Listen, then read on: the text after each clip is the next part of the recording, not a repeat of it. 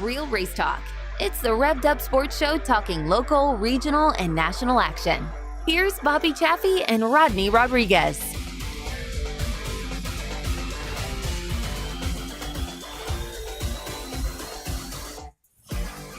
All right, everybody, welcome to another Monday night edition of everybody's favorite racing show. This is indeed the Revved Up Sports Show. Showtime, Bobby Chaffee right here.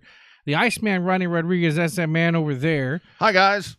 Working through a couple of little hiccups here. No, right I now. tell you, Yeah, I just love technology, right? I just love online. I mean, it's always people always tell me it must be really cool to be broadcasting online. I'm like, no, it fucking sucks.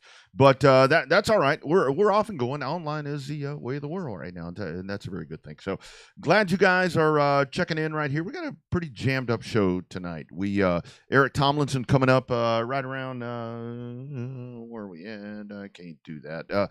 Less than 10 minutes. We'll talk to him. Jeff Hammett, that'll be fun. Shane Hebert, the man that ends up winning there with the Living Legend race at 105 Speedway. And then Colin Bell's going to check in to get us ready for the Mike Parker Memorial coming up, the rescheduled Mike Parker Memorial coming up a little bit. And here we go, Bobby. It's time for the one that people seem to love the most. My cap is crooked. The first 15. The first 15, everybody's like, man, that first 15, that's pretty cool. I'm like, yeah, because that's where we don't give a damn. We just say what we're going to say. No filters in the first. Well, actually, no filter through the whole show. There's never a filter anywhere on this program. But I do want to tell you something. So let's hone in on 105. Take a look at this right here. You guys can all see this. We have it on here in the on the monitors here in the studio. This right here is what racing is all about. This was after the race, and I was curious because I was watching 105 on Saturday into Sunday morning, but that's just something else that I'll bitch about later.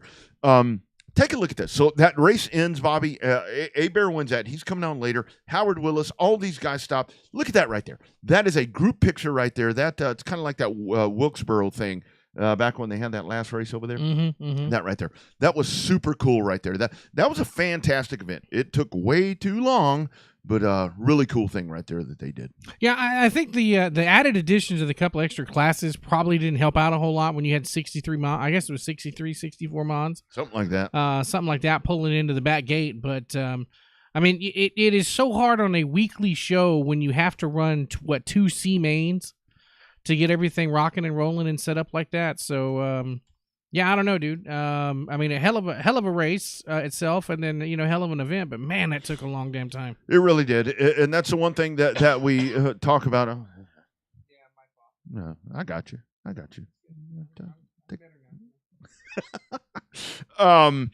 It is. I mean, these things. We were talking about this last week to where how these things can start to drag out and things whatever, and that does make it tough. I mean, because a lot of this is I think that if you're at the speedway, that's one thing because it's just gonna you can go do whatever go smoke a cigarette.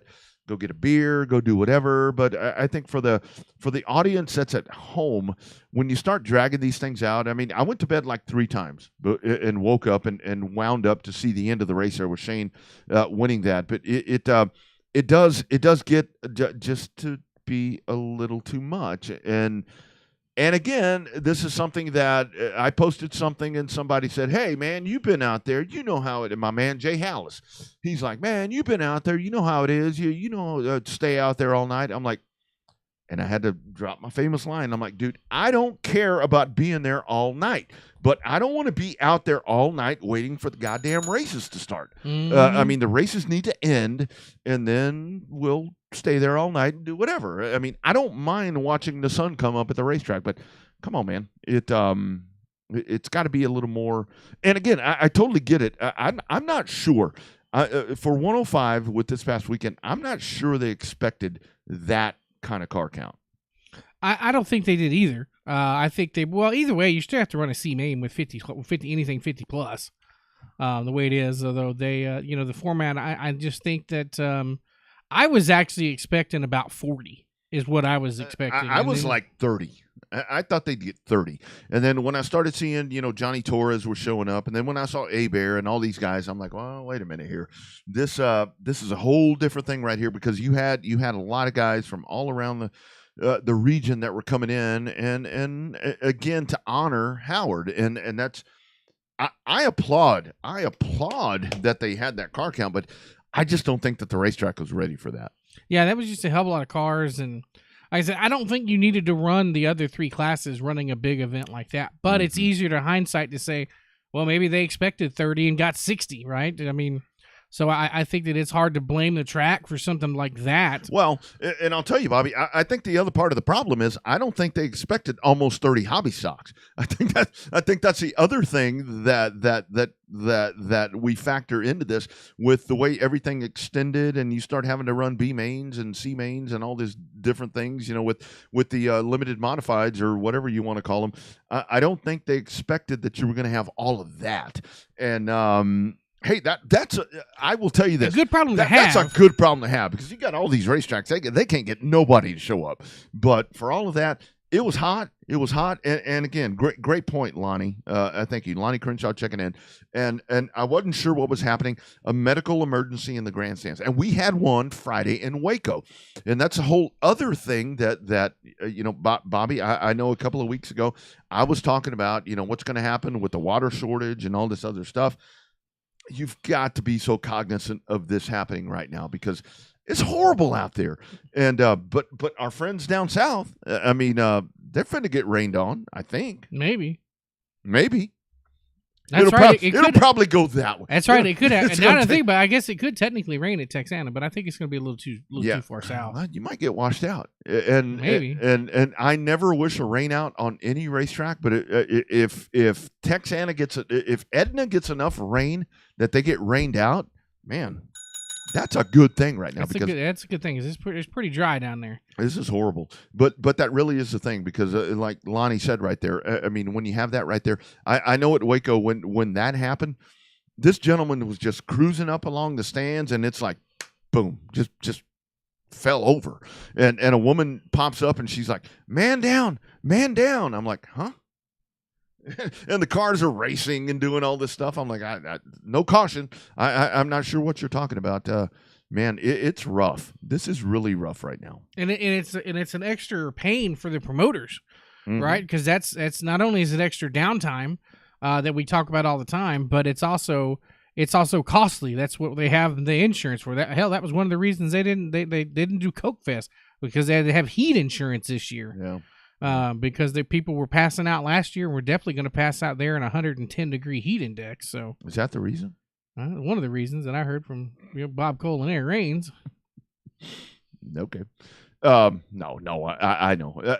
No, that's horrible, and that would have been last weekend. I mean, as hot as that would have been. Hottest time of the would have been record time, 110 degrees on Saturday. I pulled up to Waco on Friday night. I looked down at my temperature thing in the car, and this was hell, because we're doing things an hour later. It was 109 at almost 7 o'clock. Are you kidding me? Yeah, that's rough. That's a lot. Something I do want to talk about here in the first 15. So these stats right here. I know this has been a topic for great conversation throughout on the Race on Texas side. Let's dig into this, Bobby, because these are the Race on Texas. This is the stuff that people never get to see. And I think it was Aaron that probably put all this together. It had to have been Aaron that put all this together, because I guarantee Aaron's the only one that put stuff like that together. I guarantee you, Chris David don't think like this. Xander doesn't think like this. And I know my man Tony certainly doesn't think like this. Your thoughts on this? Because it, for one thing, those percentages to me are kind of low. The average percentage watched. My first thought was, well, maybe folks are bouncing around. So I kind of inquired within, and they're like, well, no. I mean, a lot of people don't. I mean, they're honed in on one broadcast. They're a one-track person. That is their racetrack. I don't know. These numbers are surprising to me, don't you think? Well, to me, they seem out of order. How you got something with a 40% watch race coming in second, And then you got Cotton Bowl, which is exceptionally low at a 22.6%. That was surprising. Running 8th. Yeah. And so that, to me, I just feel like some of the numbers are out of place with some of the percentages. But, I mean, I don't know. I think that it definitely was an inside look at it. I mean, and there's really no... you got the top one for the Bevel Memorial Factory Stock Shootout at 67 in Texarkana. 8 o'clock start on a Friday night, ended up being the number 1 ranked deal. The Billy Evans Memorial Arclitect Speedway there with KR on Saturday night, that was number 2 at a 40%. So I thought that was impressive with the number of people that he was getting there at the 40%. But I was kind of surprised. I really was. The actual number of down there at the race ranch with 6 crate late models or whatever it was, 6 or 7 crate late models. Yeah. But that that had a pretty good car count with it. Other than that, but. Well, and I can tell you, I think part of this, I mean, just looking at this, and that weekend, that particular weekend, I was at the race ranch. And the race ranch, the grandstands were good. I mean, it was a good crowd there. So I think that factors in as well on how that, was streaming and so forth. But I just really thought that we would be up around 60%, with some of those numbers because, for the folks that can't get there or don't want to go there, I think that's, I don't know. I was really surprised on how all of that worked out. But, I mean, whatever the case, I mean, that really gives you a good idea there when you get to see the insights right there on, and especially on that weekend right there. I mean, because it's a great, I really like that Race On did that weekend because that was a weekend that was jam-packed full of different events on Friday and Saturday. And just to see everything happening there, that gives you an idea on I don't know. I'm still so torn on that because a lot of people that I don't know. So many people ask me, it's like, so is streaming hurting the racetracks? And I mean, honestly, right now, I don't want to go to the racetrack. I mean, even when I'm working, it's like, oh my God, when I have to be outside, it's like, holy moly! I mean, it's a lot, and I totally get that, and it's a very tough time. But what I do think is going to happen as we get into with the Clash at Texana and all of these shows that are coming up. I mean, I think the Lone Star 600 going to blow it out of the water if it cools down. I mean, if it cools down, but that's really cool to see the behind the scenes numbers onto how all this shit's calculated. I have no idea how it's done because when all of that was done, I had people reaching out to me from Corpus and they were like, "Hey, how'd you figure these numbers?" I'm like, I had nothing to do with that. I'm like, I don't know. I don't know how that works, but that's a lot. That's a lot. It was a very interesting spreadsheet there, but it definitely, I would like to see how it goes from week to week, right? Like I wouldn't necessarily post it. I'd just send it to us and let us look at it just to kind of see. I mean, in theory, that Howard Willis race should blow everybody out of the water this week. I would hope. I would think so. But this is where you go back to what we were talking about. Man, there was a lot of downtime in there. I mean, there was a lot of time where nothing was happening. And I'll tell you, what I was doing as all that was happening, I'd go to my race pass. Is that what that's called? Yeah.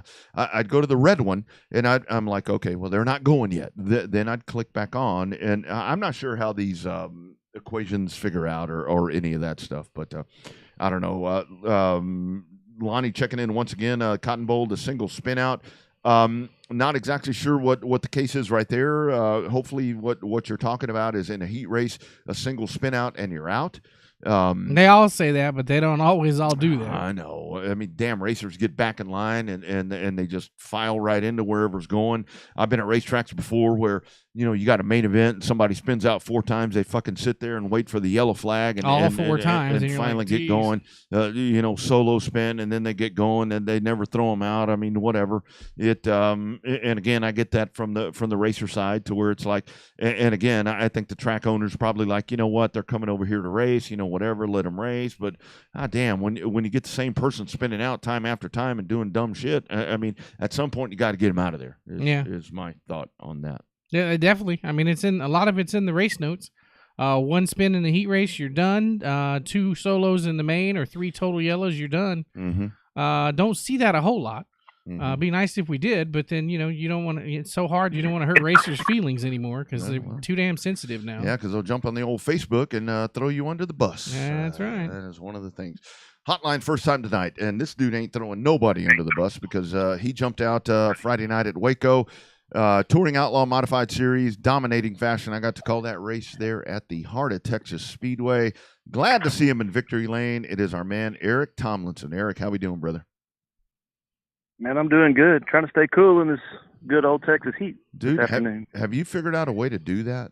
Because it's ridiculous at this point. I'm about ready just to lay down on the sprinkler out in the front yard. I don't know what else to do. That's what we're going to resort to this afternoon, I think, after I get done watching this thing. No, that's a good thing. So, Eric, let's talk about the weekend. You jump out there at Heart of Texas, and like I said, got to call that race right there. Dominating fashion, man. That car was on a rail. You got a good draw. We talked about that in Victory Lane there at in O'Reilly Victory Lane. Got a good draw, and you were just checked out, man. Talk about that piece you had, man. That thing was hooked up. Yeah, like we talked about Friday, it's been a weird year. We haven't got to run just a whole lot, with Waco being every other week and not spending as much time in the race cars we usually do. But heck, man, I think by this time of the year, we've already run probably 30 races, and I think we've got 16 in this year. Damn. And, we finally got to where we could work on it, had some things worked on, and finally everything came together for us Friday night. Yes, and the draw is a big deal. In anything, anywhere, weekly, when you go off somewhere, anything, the draw is a big deal because the cars are so equal anymore, and you've got to take advantage when you can. Yeah, no doubt. So, what caused the change in the reduction of the races? Just family time, sponsorship. What makes you cut in half this year? The racetrack. For some reason, Heart of Texas has struggled with car count in the modified division the last few years, and I don't understand why. Because they pay $1,000. They pay they paid $700 to win all year, $100 to start, and then last year, they paid $700 to win all year and $100 to start. And the last, I guess, 4 or 5 races, this year we've been racing for $1,000 to win every night, and they're the best weekly purse for modified racing in Texas, and I don't understand why, but they wanted to do that and give some people some time off and be able to enjoy family time, and then try and build the car count up and work at it that way, I think is what they were after. So yeah. Eric, talk about that part, because that's the one thing I know for the longest time there at Heart of Texas, it was IMCA modifieds, whatever. And now you've got the Touring Outlaw modifieds and a great car count. I mean, 21 strong, I think it was in the pits. Kind of talk about the difference right there to where it seems like folks are kind of gravitating to more doing the Tom's thing versus, an IMCA weekly thing. I know purses help, but is there something else in there that the common people aren't seeing, for a weekly modified versus like when Tom's comes to town? Weekly, what we have now is the exact same. The same rule package we run weekly at Heart of Texas is the Tom rule package. We're on the same Hoosier, we're on the same engine packages, we're on the same body packages and all of those things. But as to the difference in getting more car count now, I really can't attest to that. I think the IMCA cars with the crate, it's getting to where you have to spend so much money to be good with the crate anymore. It's to get that extra advantage and all that stuff in IMCA, you really have to spend the dollars on the suspension and the time and the work and put in the work and learn the stuff. And it's tough to find that edge in IMCA to be as dominant because the cars are so easy or so equal. And with what we have at Waco now, I think the car count being up is because, we can go back to building our own engines and we can go back to racing for fun, and it's not so equal, and we can, you have different options that you can run as far as what you want to do. And I think it's puts it a little more in the racer's hands that way. And I think it fits most racers a little better than the IMCA deal down in this part of the country. Yeah, agree.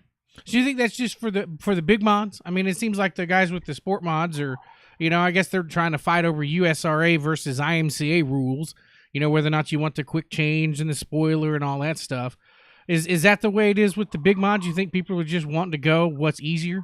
I mean, not that an open motor is more affordable, but I guess building it piece by piece is easier than spending that one big chunk on a crate. Well, whenever the crates first came around here, 2014, 2015, and when they really took off, you could buy one for $4,000, $3,500, $4,000 shipped to the house. You're done. You drop it in. You go racing.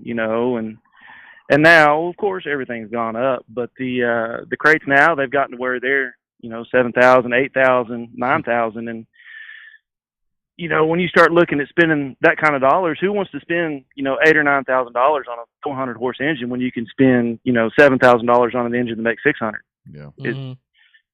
If you're gonna spend the dollars, let's spend the dollars on something that'll go and be a little more fun and make a little more racket and make you work at it a little more. Yeah, no doubt. So, Eric, how much? We always talk here about factory stocks and all that, and again, that is a great class where folks, they dive down and not dive down, but they get into those cars and start doing that stuff. And we've seen modified guys that do that. That, in my opinion, as well, has kind of put a kink in the modifieds to where you can go run for all this big money in a factory stock versus a modified, and that's kind of a no-brainer, I guess, for some people when you look at it, the economics of all that. Oh, absolutely. They Boot Hill and Arklatex and all those guys over East Louisiana, East Texas, everything that way. They have those 10, 15, 25,000 to win races in a factory stock, and you can build one of those cars and be competitive for just a little bit of money. And why wouldn't you sell what you've got here and build you a nice first class factory stock and go race for big money 5 or 6 times a year? And unfortunately that's part of the game. Sure. I mean, I applaud those guys for putting the money out there for that class, because for so long those classes didn't get the recognition and all of those things that they deserve, because that's really some of the best racing in the country. The factory stock stuff and the stock cars. We all know the stock cars put on a good show. Yeah. And it's real nice to see that kind of recognition and dollars and all of those things being put towards those classes. But on the flip side of that deal, it really takes away from what we're trying to do with the modifieds and all of those things, because why spend $40,000 when you can spend $15,000 and go racing for 3 times the money? Yeah, no doubt. So other than that, like we just talked about with the factory stocks, and the modified class, it seems like there's always a fluctuation with the big mods, where they come in and you got a bunch of them and then it kind of tones down a little bit, and then you get a bunch of them and then it kind of tones down a little bit.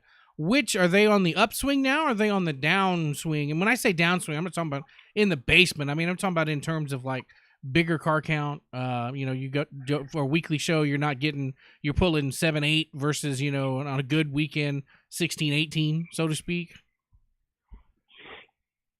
There's a lot of stuff that goes into that. The modifieds, they're like a second job, man. I bet. Like, it's Monday, I got off work at 3:00 and I've been here at the house and washing, getting everything done, and then just doing general maintenance, and I hadn't even begun to start on tires yet.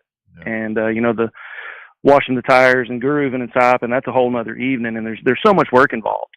But I think to answer your question, I think we're on the upswing. I really do. I think the rule change here in Central Texas going to the open mods. Yeah. I really think that puts that back into racers' hands. It really makes it a little more appealing to go build, like we said, build an open engine and, really go to the lift arm and go to some of that cool stuff and everything that the open cars are running. And it just, I think it's more appealing for people to get back to racing open cars. Yeah, no doubt. And isn't that the thing, Eric? I mean, again, watching, I love the stock cars. To me, I love the stock cars, and I love you guys in the modifieds. It, especially when you get a feel like we had in Waco this past Friday night. I mean, when you have over 20 cars of guys that are just getting out there and just wheeling those things. I mean, the things that you guys do, man. What is the beauty of driving one of these things, man? It's a work of art what you guys do out there in those modifieds. Sometimes it feels like we just kind of put it on the mat and close your eyes and hope for the best. I don't know about art, but it's that's the thing. Of course the fun is getting around there and like we did this last weekend is jumping out there and just hauling ass and laying down laps and getting into lap traffic and all of that stuff. And but we really do it for racing. We want to get out there and race and do all those things and put on a good show, because that's what we're there for. Obviously we're there to win. We're there to do exactly what we did Friday night. We're there to make no bones about it, get out there, and I'm the fastest one here tonight, and I'm going to show it, make it known, and That's right. and all of that stuff. But we're there to put on a show, and I got to looking at results, and Justin McCoy, he was plus 13 on the evening, way back. Watching him come through the field had to have been, that's got to be, more fun to watch, and doing a bunch of racing and all that stuff. But we all want to get out front and win and do all those things, but the racing is where it's at. That's right. To me, and what's cool is also this weekend at Heart of Texas is the final track point night. Yep. And got to looking at points, and Troy Taylor and I, we're tied for points, for point lead. That's right. So basically, he and I are racing each other, and I'm hoping we get to start side by side and see if we can't, put on a show and make one of us have to earn it anyway. I love that, man. Sir, I got a question in terms of, it seems like from the announcer's perspective, as I say move up a class, not that one class is more important than the other, but you start getting into the big mods versus your sport mods and stuff like that. It's like you guys get it with the fan side, right? You guys have got the experience to know, okay, when you guys come out, it always seems like the big mods interact with the fans a little bit better. They know what to expect about it. And I think that I was wondering when you said that you're able to kind of blend that attitude between, yes, I'm here to kick everybody's ass, but yes, I'm here to put on a show for these fans. In that aspect, do you think more drivers need to understand that? Like, even on a bad night, you still could put on a good show for somebody and be somebody's hero in that grandstand. Absolutely. Effectively, that's what we are. We are the show. We right. are what people come to see.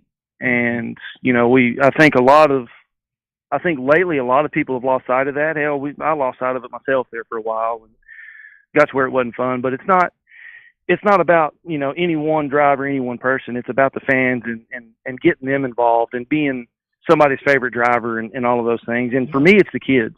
I can remember as a kid, going out there, 5, 6 years old, and the wing modifieds and Keith Green and Paul White and Keith White and all of those guys and David Suggs, and seeing all those guys and like, man, you go down in the pits and you get in the car and you sit there and they start it up, and that sticks with you, and you really remember that. And that's what I try to do and try to explain is, that's what we do it for. We do it for the memories. We do it for the fans. We do it to put on a show,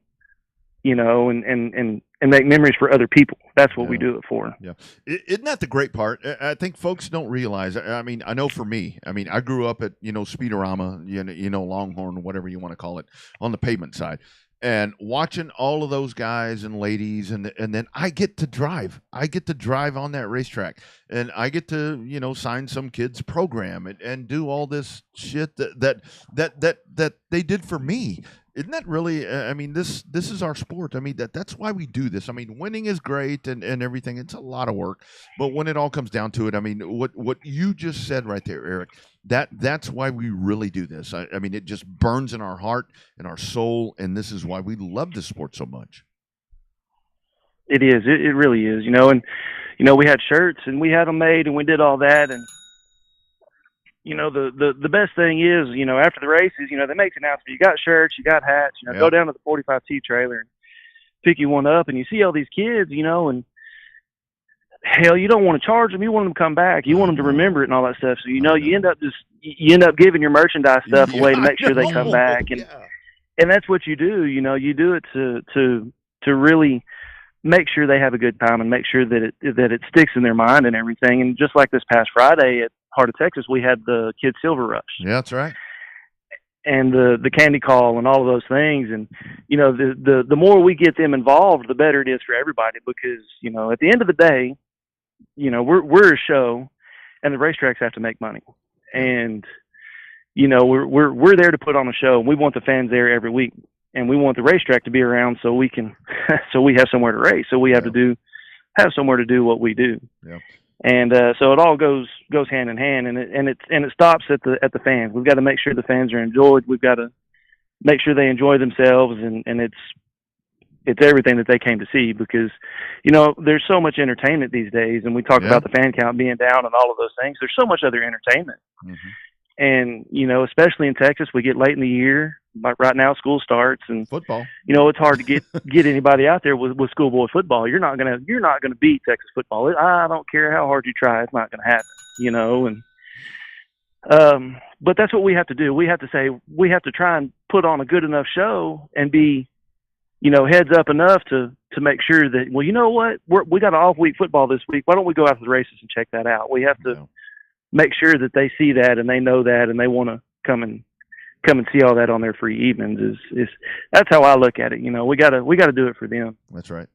So despite the schedule with the mods running every other week in Waco, does the fact that Heart of Texas is unlike a lot of the racetracks around Texas, there's a few, but not many of them run every single week. Is that the advantage that Waco and, say, Kennedale and Boyd and some of these other tracks have when they run every single week versus like every other week?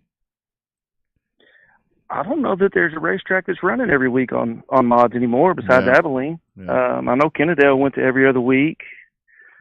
I mean, not so much with mods, but I mean with an overall racing program. No, the overall program. You know, I don't know. I'd have to think about that for a minute. I think I think it has its good and its bad. If a racer's serious, he's going to find somewhere to go racing anyway, you know, regardless. And you know, when you get people in certain positions, you know, family stuff, they want to go on vacation and they want to do things, and you know, it's nice having a week off, because for us in our situation, I'll use myself as an example. You know, this is year 2022 for us. Damn. You know, we've been doing this for 22 years, and up until probably 2019 when COVID hit, and that really threw a kink in everything. You know, we ran 60 nights a year, 70 nights a year. And then, you know, when we were chasing points, you know, if there was a race somewhere on a Sunday, you'd have to go find it. And, you know, burnout is a thing. It really is a thing. Yeah, it is. And I think with going to every other week and doing some of that stuff, it really makes it to where it's a little more enjoyable. You know, it doesn't seem so much like a job. You know, and the dollars, you save, you know, half the dollars by going. And, you know, it really lets you take care of your racing program a little better. And it really helps out in a lot of ways for some people, you know, and some people, they just want to go racing and they want to go make as many nights as they can and all that stuff. And you still can, of course. But I think it's, you know, it's got its good and bad, I think, in all of those things. Yep. So rest of the year for you. I mean, here we are down to the end, like you said, football time. I mean, it's about to get good. What all do you have, Eric, for the rest of the year? Of course, we're going to run Waco on Friday, this coming Friday, and hopefully we end up on top of that deal. That's right. I know we're going to run the Fall Classic. We're going to try and run Big 3 at Waco. We've got a vacation scheduled, and I don't know if it's on top of that or not. We're going to try and go to, we're going to try and come up with some KK 704s and go to Rocket Raceway Park at the end of the year. We're going to try and step out there and go back to some USRA racing. It's been quite a while since I've done any of that, and we'll see if we can still get around there. And you know, pick some of the races. We're going to sit down and look at the schedules when all the big dollar races show up, and really sit down. But I know we're going to run the Fall Classic. I know we're going to run the Big 3, and I know those two for sure, and then we'll just have to play the rest of it kind of by ear. That's right. Fun time of the year as you start getting to the big stuff, man. Great job this weekend putting it on them. I mean, really cool to see that, and always a pro, man. You were so fun to watch. It's been a pleasure all the years watching you do this, and keep doing it, man. And thank you for jumping on here, man. This has been a great time with you. Certainly appreciate it, guys. Thank y'all. You got it, man. Take care. Bye-bye. You bet. There goes Eric Tomlinson, and 45T. And you know, all the years there, this guy has been doing it for so long. I forgot he'd been doing it for as long as he has. No, talking and kind of looking back on some stuff, and it's like, man, this dude has been doing this for so freaking long. And I tell you what I do like about him is he is and this is not a slight at anyone. He is dead set on making the modifieds badass, and that's good. I mean, that's good because there are so many different alternatives now for folks to get in there and race and do whatever. And like he's talking about right there, I love what he said where he's excited for the guys with the factory stocks and all that. I mean, that's kind of one of those things to where it's like you hang that carrot over somebody and it's like, here we go. Here we go. Man, that is hard to pass up. But Tomlinson right there, that is a mainstay. When I think of Eric Tomlinson, I think of modifieds and laying that thing over and just doing what he does. That's a racer right there. I love that. I love that. But he is not the first one that we've asked about the hero portion of it that has mentioned those old school kick-ass wing modifieds in Waco with Bo Rowden, the Whites, some of those other guys. Those are just the first one. Keith Green, some of the ones that come to my mind from going up to Waco and watching those as kids. Like that was as far as like Central Texas racing royalty, those guys that ran those wing modifieds, most of them are up on that wall. That Wall champion, of Fame. Wall of Fame and Wall of Champion. Yeah. I think that was instrumental in this next group of superstars and stuff like that in terms of what got these guys into it as far as they got into it was those badass wing modifieds from the late 80s, early 90s. Yeah, it's a different day and time. I mean, and again, I'm not the most versed when it comes to dirt track racing in the past. I followed it, kind of from the outside, being an asphalt guy. But when you dive in here right now, it really is. I mean, just like it is on pavement. I mean, when we sit and watch, right Texas now, speed, right? I mean, when you sit right now and they're talking about super late models and all this shit on pavement, I'm like, man, that ain't nothing. I mean, go back to TIDA and ASA and all that stuff. I mean, and it's a different time, but it really is. I mean, that Tomlinson, that's a dude right there, and I really enjoy each and every time that I get to do a deal with Tony Fetters because he always brings up, the days of Texas Thunder, Stars and Stripes Speedway in Killeen. I mean, you go back to that like you're talking about with Waco, with all the old days and all that. I mean, those were the glory days of dirt track racing, and dirt track racing continues to do really cool things.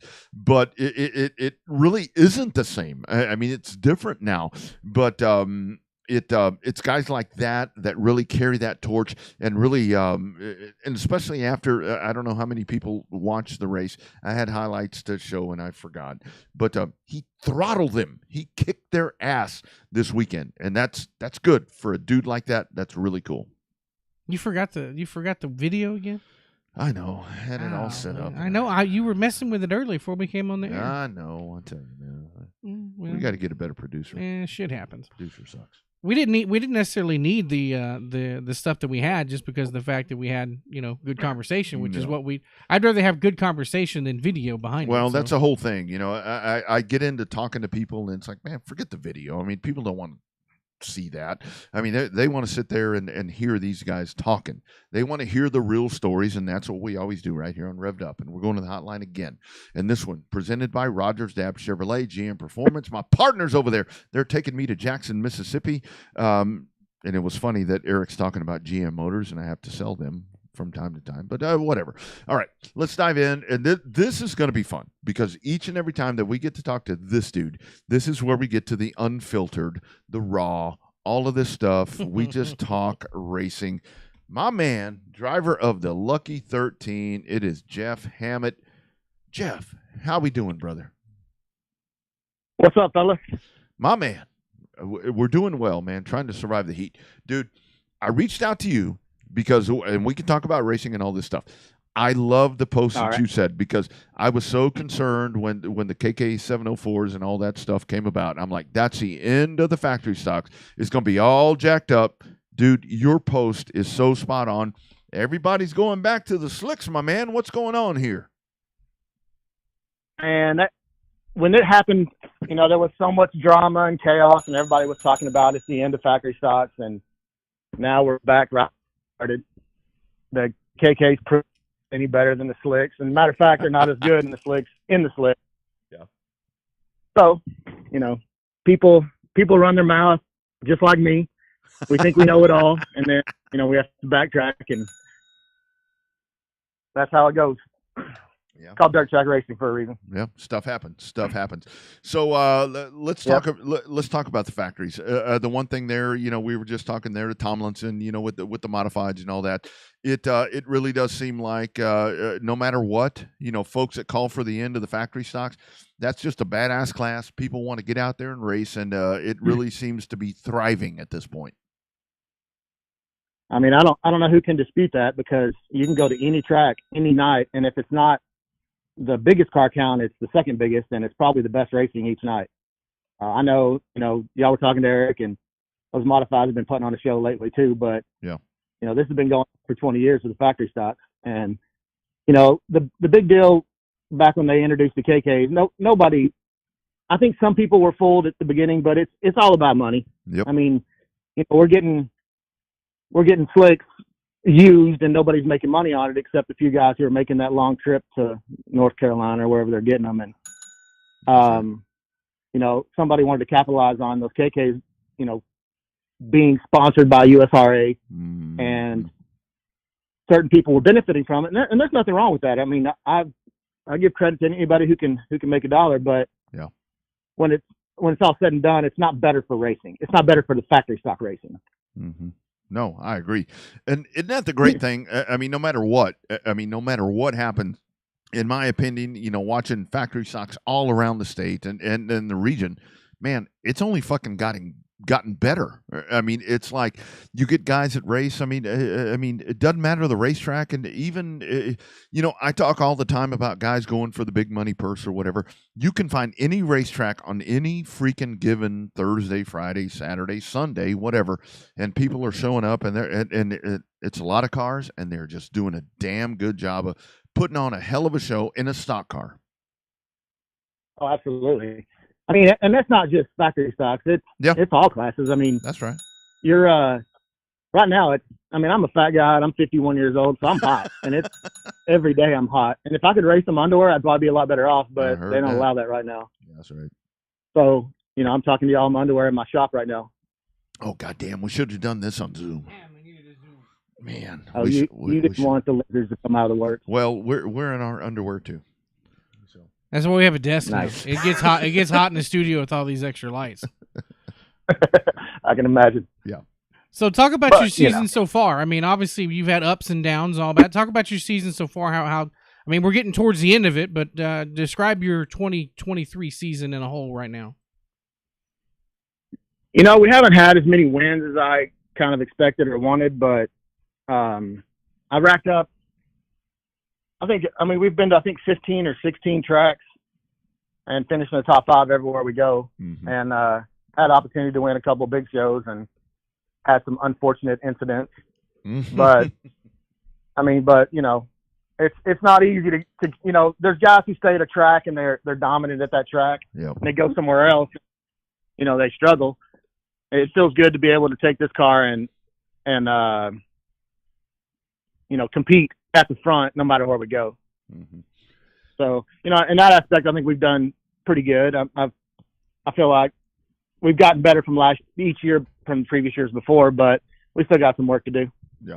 Jeff, isn't that the cool thing that you can, what you just said? I mean, you can take these cars, go wherever the hell you want to go, and just get out there and race. I mean, depends on the track conditions and whatever the case may be. Isn't that the beauty of this? You can just take this thing and go wherever the hell you want to go and just drive the shit out of it. It really is, and I've had a lot of people reach out to me over the last few months, and they'll be traveling to another track, and they know we've been there. They'll ask for gearing or what kind of tires they run and all that stuff, and it's so similar that it's minimal changes to go from any track. There's three basic, I think, USRA, and then the Devil's Bowl, whatever their rule is, and then Kennedale has a little different package. So what we do is we just run the basic one that is legal for all of them, and we just go off that because, like I said, I'm fat and old, and it's too hot to be changing all that stuff every week. So we do as good as we can with the legal package for every track. Yeah, no doubt. So Jeff, is it crazy to see what the factory stocks have become? I mean, for started out as a quote unquote affordable entry level class, and some guys still say they make it affordable. But when you see these $20,000-$30,000 turnkey cars, for a still quote unquote factory type of class, I mean, isn't it crazy? I mean, these shows, you got the big shows, Arclitex and Boot Hill, $10,000-$15,000 to win for a stock class. I mean, isn't it crazy how far this class has come in a short period of time? I mean, I've only been racing for 5 years, and this is all I know. I mean, it has gotten, in the last 5 years, it's gotten more expensive, but the quality of the cars have been there. I mean, there's more of them now, but, you look at we were looking, scrolling through Race on Texas this weekend, and everywhere you went, there was 10 cars at those tracks that could compete anywhere. Yep. And you put, and there's guys, for me, example, I have as nice a car as you can get. You put Justin Whitehead in my car, and he'll go win every damn week and piss me off. That's why I drive it. So, when it comes to the amount we spend, that's the unfortunate side of it. But I think the quality of racing has gotten better because of it. And I know people complain, it's pricing people out, but I don't see it on the track too much. Yeah. No, I agree. And Jeff, you kind of hit on something right there that I wanted to talk to you about. I mean, you pull no punches when you post stuff, and that's one of the cool things that I love, that you post shit, and it's like, it's constructive, but at the same time, it's like so realistic on the stuff that you say. Aren't we our own worst enemies at times when something happens? And people are like just going ape shit crazy. And it's like, just take a step back. Just let things happen. Let this shake it out. I mean, people don't realize that they hurt the sport more with what they do with their actions online. And that's a damn shame. I agree with you to a certain extent. You can go on any post any week, and I will be, I do my best posting on the toilet, but when I'm on the Twitter on the shitter, I will scroll through there. I'll scroll through there, and if there's a guy who gets on there and he says he got his best finish tonight of 8th place, the best he's ever done, love it, and he's kind of a budget racer, dude, I can promise you every single time I'm on there, great job, keep it up, or the same guy the next week has a terrible night, keep digging, it'll come. We always try to be positive in that aspect of it, but where it gets kind of, the lines get kind of gray is when people just get jealous and they're hateful for no reason. Me and Johnny Torres were talking about this a little while ago. Me and him will talk shit to each other. I'm sorry, I talk crap to each other. No, you're good. You can say that. Facebook, and Justin or whoever. These guys that I know are excellent drivers. Yep. And have a lot more experience than me. I don't claim to be better than them, but I'm going to run my mouth to them, and they're going to run their mouth to me, because they know we're going to go out there and compete as good as we can. Not going to tear each other's stuff up, typically, and do our best. And when it's all said and done, it was entertaining for the fans as well as your haters or enemies or whoever. Yeah. So you say that people get online and they start trashing tracks and stuff like that. I do agree with it, but there does need to be some policing, because there has been instances this year or in the past where things have been done that needed to be addressed, and the only way to do it would take it to a public forum, because nobody will listen. Right. No. So there is a constructive way of doing it, but a lot of times that doesn't get utilized, obviously. So isn't it great though that you get the camaraderie with a guy like Johnny and Justin and some of those guys? It's like Johnny gets caught up occasionally, like somebody be like, damn, I thought you'd like this guy or whatever. Y'all were talking a lot of shit to each other. I think it's funny that the guys that know they can, it's like the guys can handle it are the guys that you screw with the most. And it's like sometimes some of that little bitty camaraderie gets blown out of proportion as something negative that really the intent wasn't in there to be negative. The intent was just to antagonize the hell out of the other guy. Oh, it happens. I can screenshot my inbox on a day that, Justin will run his mouth about me, or I'll run my mouth about, Johnny or something. And it is amazing the amount of people that'll screenshot, Johnny's comment where I hadn't seen it yet or something, and they'll be like, "Hey man, this guy's running his mouth," and I was like, it's okay, we're all right. Yeah. But it's just people, they're wanting to create drama that's not there, but it is entertaining. I mean, it does bring people. It's crazy how many times I go to a track and I hear, "Oh, you're Jeff Hammond. You're that one who," it'll be somebody who doesn't like Johnny. They're like, "Oh, I love when you call Johnny out." I'm like, "Yeah, he's an asshole." But then I go and tell Johnny what I did. Yeah. And oh yeah, by the way, before I forget, because I am going to forget. Happy birthday to him, right?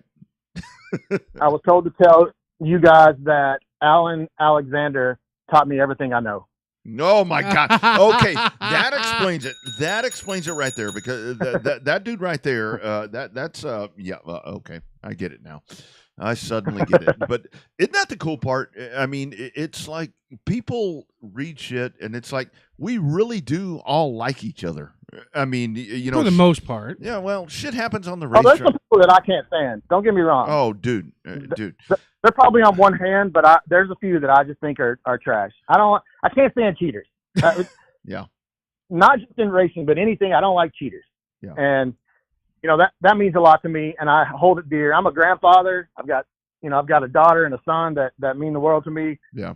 And I think about some of the things that have gone on that I've witnessed or been seen, and it just eats at my soul to think about, those kind of things having to go through, or my kids to be a part of. And I got no time for it. But like I said, maybe one hand that group of people I don't like. The rest of them, we all pretty much get along for the most part, until somebody pits sides against each other, and then it causes drama, and eventually, Yeah.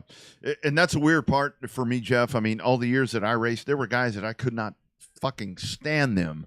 But as I've kind of stepped away and doing this, hell, now they're my best friends. You mentioned one. But, it's one of those things to where this sport is just, man, it's a soap opera, isn't it? I mean, it never stops. There's always something going on. Oh, it's funny, the amount of stuff I hear, about, for whatever, maybe because I'm old, I don't know, maybe because I'm a loudmouth, but I get people telling me stuff every single day, and it's just funny stuff that I'm gonna tell you a story. Do it. And this is stupid, but it was so funny to me because of how it all went down. We were at the King of the Hill a couple weeks ago, or whenever that was, and this girl walks up to me and she goes, "Are you Jeff Hammett?" And I said, "Yes, ma'am." She goes, "Can you?" And she was the girlfriend of a racer that I am fond of. He's a good dude, and I hadn't really hung out with her a lot, but she pulled me aside and she goes, "Like, can I ask you a question?" And I said, "Yes, ma'am." She goes, Did you buy your wife in a mail order bride catalog?" And I went, "What?" And she goes, "Yeah, somebody told me that you bought your wife in a mail order bride catalog." And I went, "Yeah, I did." And she goes, "What?" And I was like, "She's from Quinlan, Texas. What catalog would I have gotten her from?" Farmer's Almanac. Apparently, I'm an ugly dude, and she's pretty cute, so nobody can understand how she's with me. Dude, I get that all the time. But anyway, you know how it is. Racers are going to dream up stuff, and I think being 51, I just don't care, so it's entertainment for me. I love it. So what's on tap for the rest of the year for you? Obviously, if you can't top a mail order bride, what's on tap for the rest of the year for you as we trying to get into big money season and point races and stuff like that? We're going to take next week off. We're going to go to the Justin's race. The Mike Parker Makeup is on September 2nd. We're gonna finish that race, and then we have the. Oh yeah, so there's a race at Southern Oklahoma Speedway that is like a really, really cool race. It's free to get in. It's free for everybody to race. There's no purse, but it's for a charity. It's like called Race for Time, and it's all the money, all the proceeds go to this charitable organization. And last year I think they raised over $100,000. Wow! So we go race that every year. And matter of fact, I think the last time I talked to y'all, that was the night that the banana hammock took me out. I don't know if you remember that, but I do. We Yeah, that was that race. So we're gonna go back up this year and do that, and hopefully a whole lot of guys can come out there and race with us. And then we're gonna, after that, I think that's the 16th of September. And then we got the Cajun Classic. The 600 is around that time. I'm not exactly sure what date. And then we'll finish it off with the Jordan Page in Southern Oklahoma. Oh, no, I'm sorry. We're going to be in Texana, too. When is the Clash? November 9th. October? No, it's Oh, November October, right? 19th, 20th, right in there somewhere towards the end of the year. Hell, I should know that since I announced down there, but yeah, let me get my... You probably get that right. Let me get my shit together here. Oh no, it's at the end of November. Yeah, because it's right. Yeah, in the we're middle of gonna go to that for college sure football too. Yeah, that'll be good. I love Owen, and I always have a good time when we're with him. Yeah, it's always a good time. 16th to 18th of November. There you go. 16th, 18th. Yeah. So are you doing the 600? I mean, we've got folks asking about doing the 600. Is that on tap for you? Man, I had 100% intentions on running the 600. Yeah. And somebody told me, actually, I was talking to Chris David the other day, and he told me that the Cajun Classic is scheduled on top of it this year. Oh shit. Damn.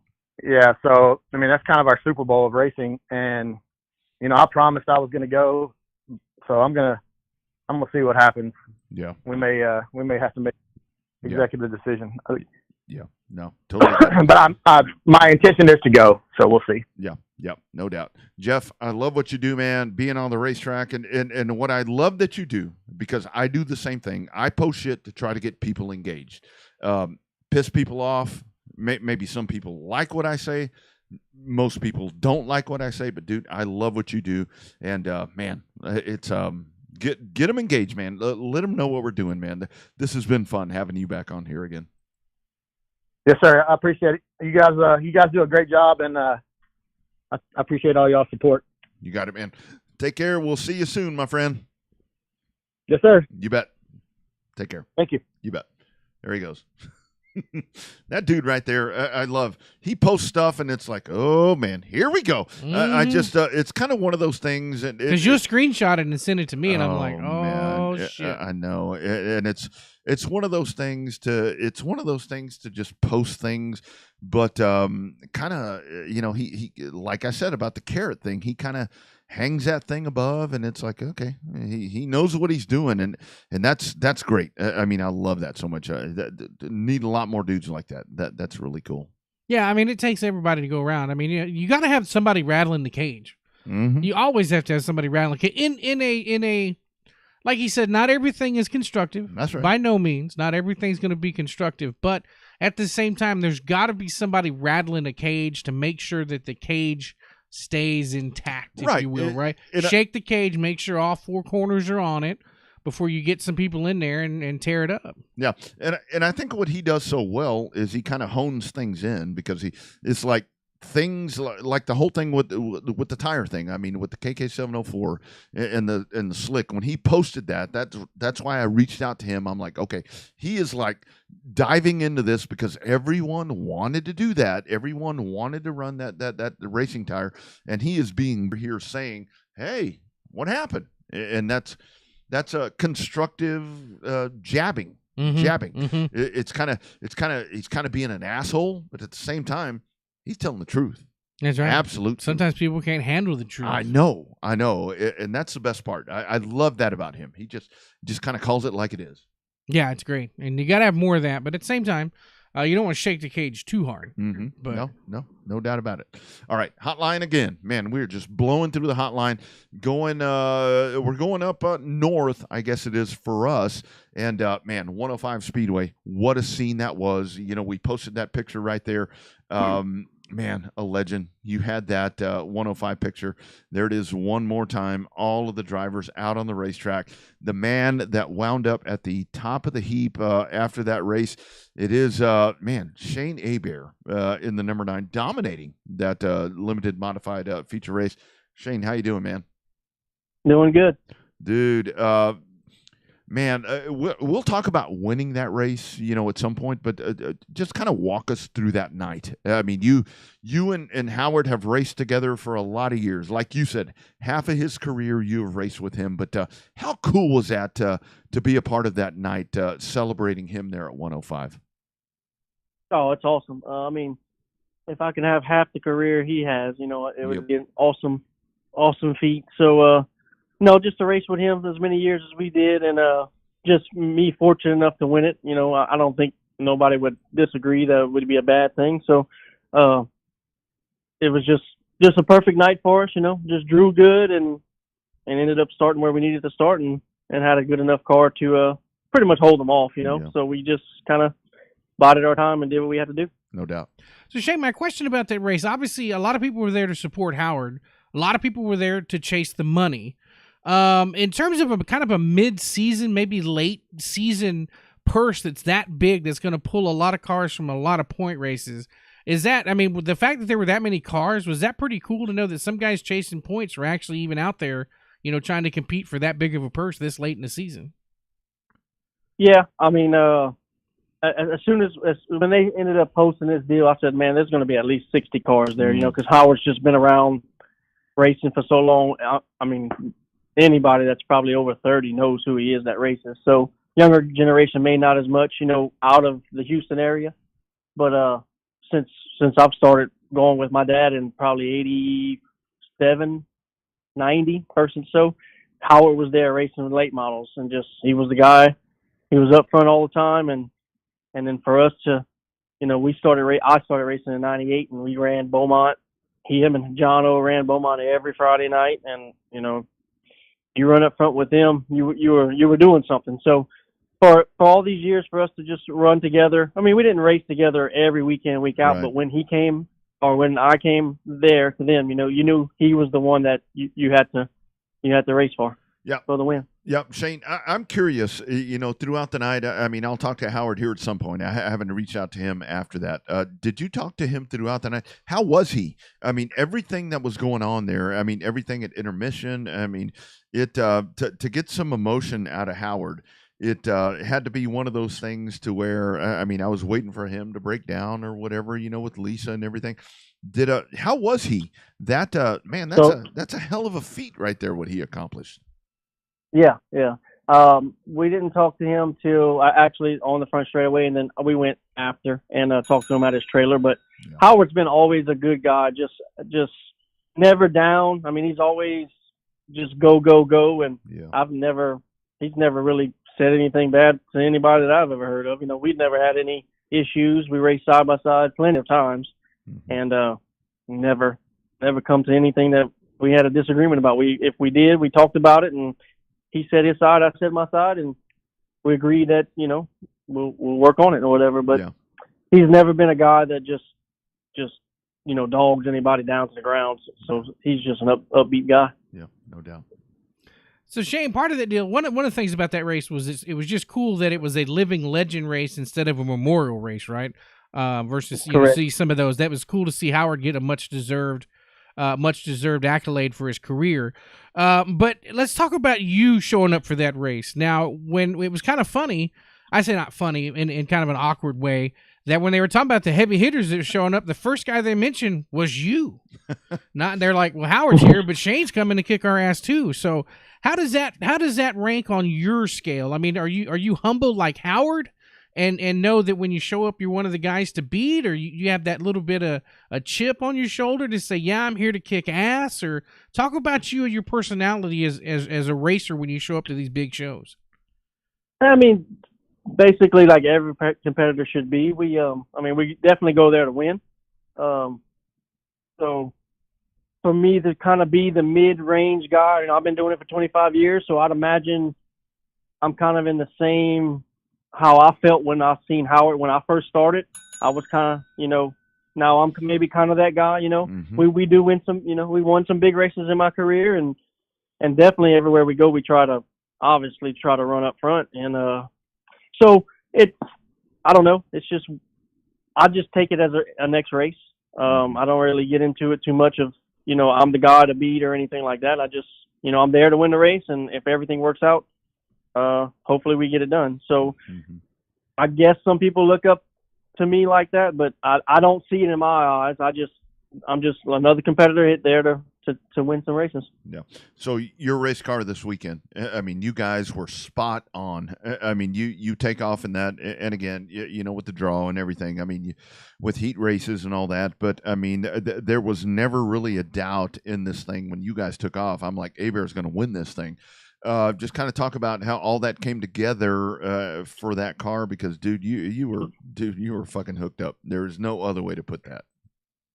Well, we knew going into the race that it wasn't a draw or redraw or anything. It didn't have any passing points, so it was pretty much, we knew. Obviously, you have to get lucky enough to get in, you know, first couple of heat races, so you can start maybe third or first or second. So when we drew a 19, I was like, okay, that's gonna probably put us outside pole, maybe third in the heat.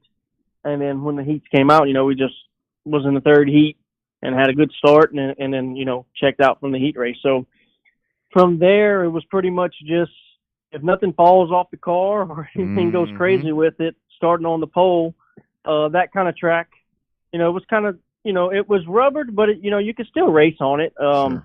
But my idea of it was just, I knew I had to just hit my marks every lap, and they were going to have to beat the back bumper off. That's right.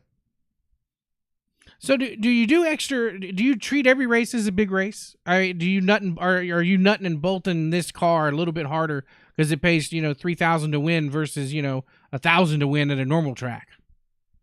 Not really. This is a customer's car that's kind of around our area. So actually, I just went pick it up Tuesday and went through it really good. Rescaled it, changed some springs. You know, just kind of went through the tires and nut and bolted it, make sure nothing was going to fall off. And other than that, that was pretty much it. Put a little fuel in it, and we rolled it. There it is. I do want to ask you, Shane, let's talk about late models. I mean, I really want that thing to explode down here, and I can't figure out for the life of me why we just can't make that happen. What's your thought on that? I mean, is that the factory stock thing? I mean, the limited modified field that we saw this weekend was great, and I love that. But man, what do we have to do here in Texas and up into Louisiana, man, to get these crate late models, man? I think that's something that could be really badass if we could just get this thing to take off. Yeah, it's tough. Look, I just sold mine, so it's, oh hell. I mean, the bad thing about the crates is tires are too expensive. Purses are, look, I mean, it's good to win. The bad thing about a late model is, or any type of racing, is it costs the same for every driver that enters the pits that races the race. So the leader, the winner, is going to come out okay. But, man, when a track is just tough and every car's out there burning 2 or 3 tires a night at $240 a tire, it just gets old if you're running 5th or 6th or 8th on, you know, whatever on back. We've been fortunate enough, and our crate's been, you know, very fast, but it's still, like around here, they're paying $800. And for me, I put 2 new tires on every time I race. That's just because I'm not going to race half-ass. I'm going there to win the race. That's right. So I'm already spending $500 before I even leave the shop, knowing that you're only going to win $800. Yeah. So we're in it already pretty much. If you don't love to do this, then most people just back out and they say they have enough of it. So that's kind of where the line is in crates. It's just, like I tell everybody all the time, a crate car has World of Outlaw and Lucas Oil prices on it. It doesn't, just because you crash a crate car doesn't mean that it's going to be cheaper or anything. It's just like crashing a car that Ricky Thornton Jr. crashes or whichever. It's just, it costs the same to fix that car if you're running for $800 or you're running for $50,000. That's right. So some kind of way crates need to figure out down here is some kind of, I don't know what to do with the tires. I mean, that's just what it is, but shocks, something we need to do to figure out to get these cars just down to a decent package that are not, that these cars just don't cost, you know, $80,000 to $90,000 out the door to have a race car. And it's tough to do that. So do you increase the purse? So if you increase the purse, say these races are paid $2,500 to win, well, the same guy is going to still win. Yep. It's not going to be any difference. Yeah. You have to kind of pay maybe on the backside a little better to keep the guys that really pay the purse involved. Yeah. It's tough. It's a tough situation. Yeah. So the factory stock deal in your mind, you've raced a little bit of everything from my memory, from watching you race and run all the way around. Is it we always have this discussion with the guys that run the limited modified sport mods, whatever, where it seemed like it dropped off because everybody was going over to a factory stock, and it just seemed like for what it was, a quote unquote factory type of car, for as expensive as those cars are, A bomber. Some of them selling 10, 20, 25. Hell, we've seen a couple of $30,000 factory stocks. It's just crazy that those guys race for the amount of money that hell the late models should be racing for. What's your take on that? As long as you've been racing, can you help explain that better than anybody else on the show has to make more sense for us? You're just talking about how they always get a good car count there. Always get the car count, and for some reason they pay $5,000 to $10,000 to win with those cars. Well, I mean, it's because you get the cars. I mean, those cars have been around a long time. So even when Gene started running them on those slicks, kind of started that, and he was getting 80 to 55 cars a night at his track. So, and then all of a sudden, all the promoters see that and say, well, hell, if I put on, Gene was paying, I think at the time, Gene, if he got more than 50 cars, he would just run 2 features and just let everybody, 25 and 25 and let them run. So then the promoters got smart on that and like, well, shit, I'm going to pay $5,000. Yeah. I'm going to get 100 cars here and go with it. So at the time, it was kind of, it's fresh money. These guys never really ran for that kind of money. And then you get more guys, limited guys, like start buying these cars to run for the good money. Yeah. For it to sustain what it's doing now, I mean, there's still a good, strong factory stock around here in North Louisiana and everything too. So if they pay good, I mean, you could probably find a decent factory stock race once a month to run for $5,000 or so. Yeah. Mm-hmm. Yep. And then you go back to why they pay so much is because the car count's so good. So pretty much the purse is being paid by the drivers. If you get 1,000 or 500 people in the stands, I mean, that's just big time bonus. But when you get 100 cars to show up for $5,000, with 4 people per car, it doesn't take long to figure out that for 2 days you're going to make a little cash. So no doubt. I do want to ask you, Shane. I think one of the things that we see here in Texas, a lot of times with the sport mod, limited modified, whatever you want to call it, not including this weekend, is that you see folks falling off to where limited modifieds. I mean, they kind of fall off a little bit. I think sport mods are some of that. We talked to Eric Tomlinson earlier, talking about big mods and so forth. But to me, if limited modified sport mods, I mean that right there, that is a kick-ass class. I think if I could race a car, I'd want to run an iStock or what you guys just did this weekend. I mean, talk about these cars, man. They look so much fun to race. Oh yeah, they're fun. They're easy. Not the easiest car I've ever driven, but I mean, you got to work on them. Like me and John were actually talking this weekend. Was probably 10, 12 years ago when we started. Me and John would race. It was nothing to just go out there and just pull out the limited and dominate. Me or Jono or a couple of fast guys. But now it's got so competitive that if you run top 5 in a limited, no matter where you're at these days, it's a pretty good deal. So there's not really, besides Cody Smith this year has been kicking everybody's ass.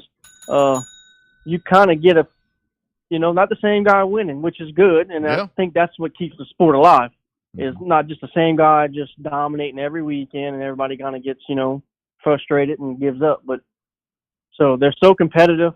They're so close. They're kind of like, I never really cared for a factory stock because of the slick tires. It seems like once they kind of get in line, you're not going to pass a guy because they're so close, a tenth or so within times. They're not really going to pass. But a limited, you can kind of move around, and like I said, you can kind of get a feel for the guy in front of you and kind of make a move on them, and just go from there. But they're really fun to drive. I mean, I always, when there's a big show or anything, I'll bust one out and go with it. Damn straight. So, Shannon, I got a question. We kind of brought it up with Eric earlier about the guys that have, from our announcer perspective, it's like the guys that have raced a long time and the guys that have raced the higher end cars, if you will, sport mods, big mods, late models, stuff along those lines. Those guys seem, and yourself included in this, you guys seem to get it when I say it in terms of you're there to know, yes, I'm here to kick their ass, but I'm also here to put on a show. Do you think some of these modern day racers, they forget about the aspect of why, yes, you're here to win. It's all about putting on that show for the fans so that the racetrack can stay open? Yeah, I mean, you have to show up and support a track that's paying this kind of money. I mean, you can't just not do that. So the second thing is, you know, I've been doing this a long time. So race, you know, knowledge helps tremendously when somebody's just out there busting the cushion up for 25 laps when they can be running the middle of the track, saving their equipment, doing all this stuff, you know. So it kind of just ties into the point of, you know, you got to just study a race. Some of these guys just go out there and they just run one lap and run another lap, you know, which us guys just kind of, we put a whole race together. And if guy gets out front, we don't get all nervous and try to, you know, run 2 laps wide open. We just kind of figure out our car, figure out a lane, figure out a different driving style, and then hopefully they come back to you. If they don't, well then, you know, A+ to them. But most times you're going to get those guys that are just 2 or 3 laps wild. They'll make a mistake for themselves, and you'll get around them instead of forcing issues and causing all kind of bullshit. Just race it out. Just race it out. That's right. Shane, rest of the year for you, my man. What all you doing, man?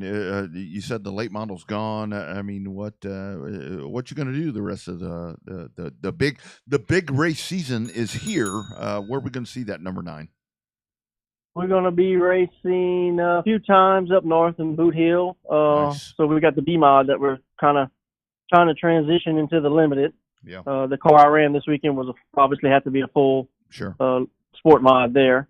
But we have our new B mod that we're kind of been running, and we're close with it. It's a little different ball game. It's more of a modified style of setup.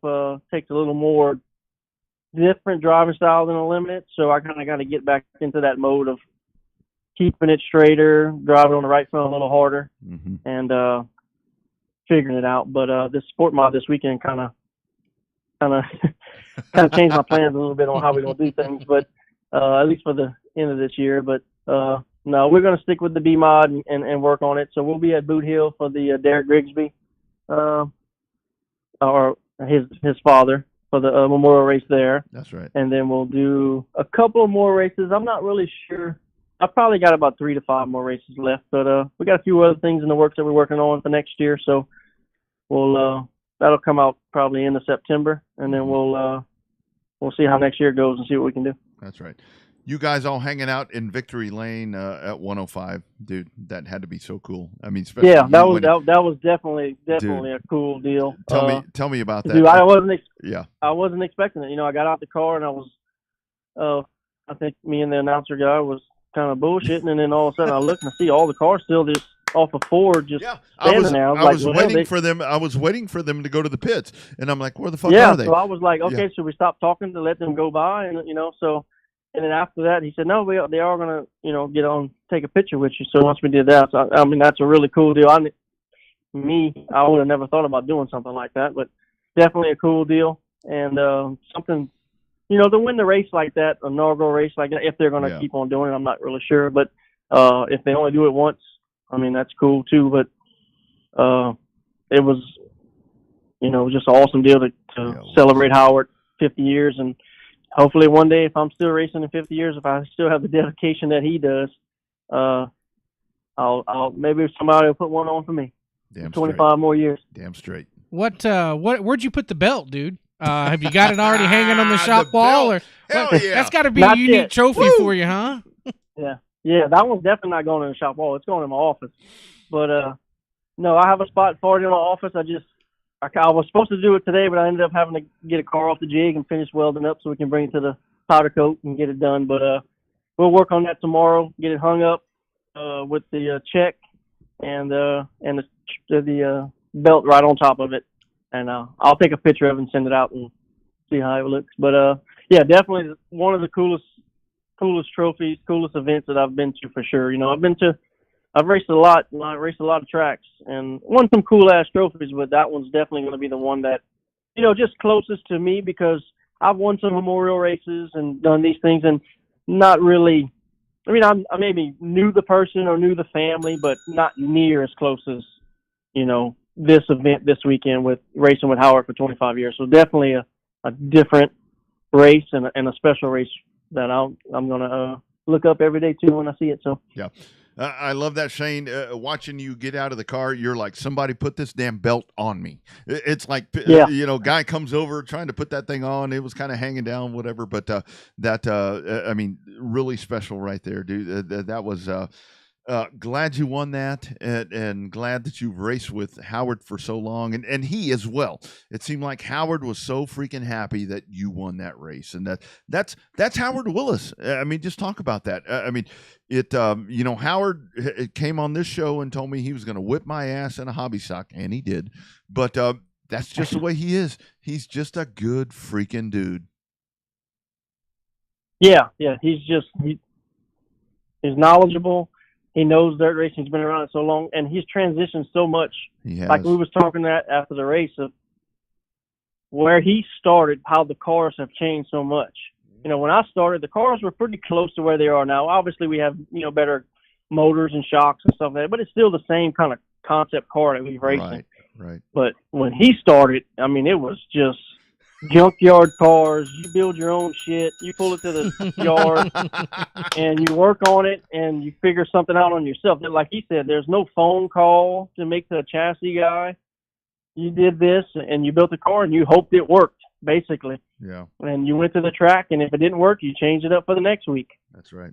So he's definitely got, you know, all of my respect to race from when he started to what he's done now and continue to win. Yeah. And never give up. So that's just something I don't know in 25 years from now if I'm still racing, if the cars are going to change from when I started to then, but I doubt much is going to change as quickly as it did for him. Yeah. The good old days. When you're 25 years down, yeah. the good old days, 2023. That'll be something that we'll talk about.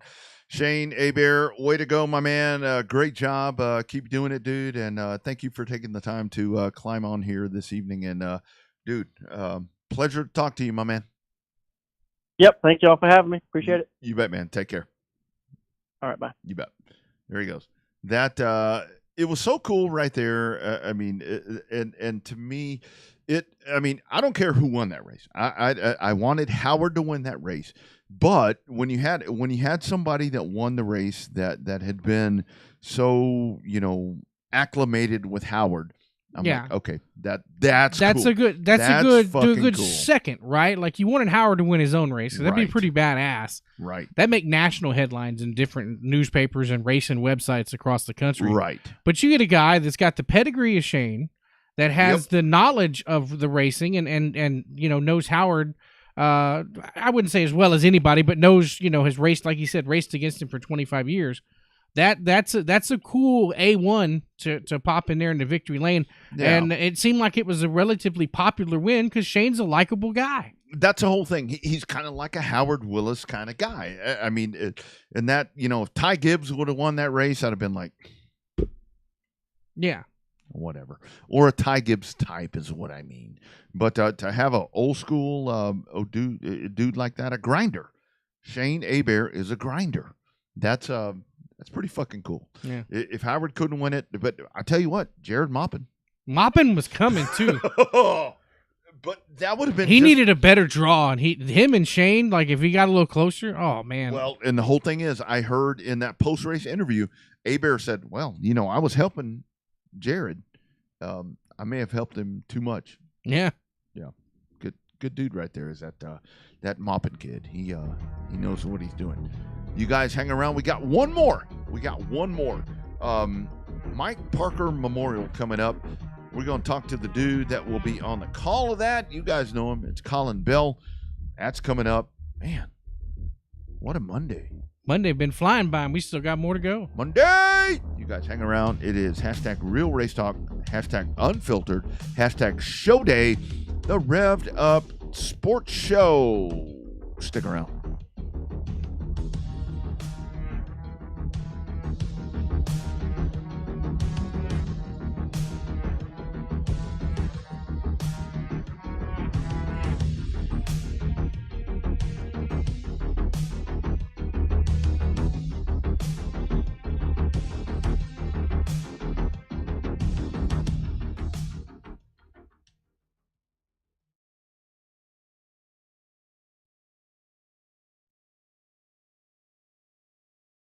Hey racers, Phil Whipple here again with the Revved Up Sports Show. For over a year now, you've heard me talking about our valued partners over at Generation Race Cars. During the first half of this season, GRC built cars have visited Victory Lane on 20 occasions, driven by 6 different drivers. We're proud of their success and know more wins are ahead for them in the coming months. Generation Race Cars, located in Springtown, Texas, continues to offer new chassis body combos all the way to turnkey sport mods and limited modifieds. All cars are built just like the ones driven by recent winners Alex Hickam, Jeff Shepard, Dean Abbey, and Kyle Wilkins. Justin Long is committed to giving each and every customer the time they deserve, along with a commitment to bring quality into every build. When you're ready to join the winning team, give the guys over at Generation Race Cars a call at 817-528-2947.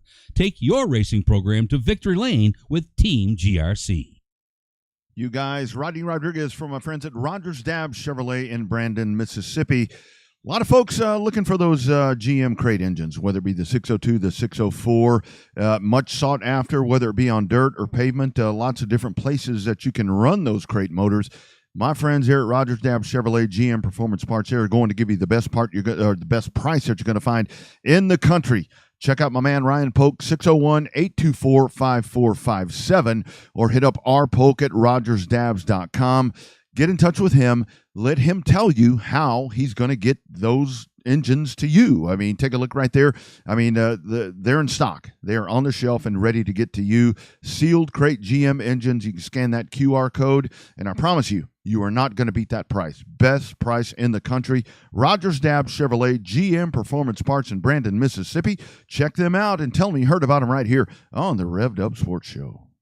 Hi, this is Tom McKay with Audiovisual Consultations. Scientific data proves it. Size does matter. The bigger and wider your television is, the better. Football season is here, and the time is now to get your entire audio-video experience tuned up and ready. New flat screens, projection video, Dolby True HD surround, all the goodies at great prices and followed up with great service. So call us at 255-8678. That's 255-8678, or on the web at avconsultations.com.